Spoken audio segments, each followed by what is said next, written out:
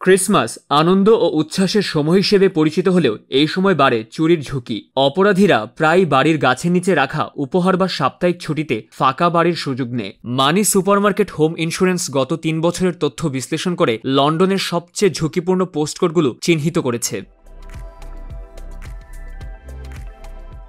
সংস্থাটি উৎসবের মৌসুমে সম্পত্তি সুরক্ষার জন্য প্রয়োজনীয় পদক্ষেপ নিতে অনুরোধ জানিয়েছে। তথ্য অনুযায়ী লন্ডনের SE24 পোস্টকোডটি সবচেয়ে ঝুঁকিপূর্ণ, যেখানে প্রতি 1000 ইন্স্যুরেন্স কোটে 37.96টি চুরির ঘটনা ঘটেছে।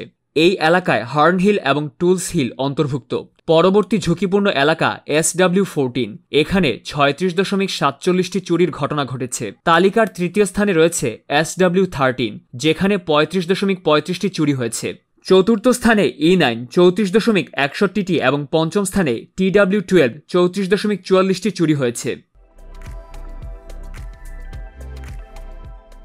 এছাড়া N6 32.64, E8 32.52, N10 32.01, SE12 31.73। এছাড়া N6 32.64, E8 32.52, N10 32.01, SE22 31.73 ও NWF 30.85টি চুরির ঘটনা ঘটেছে।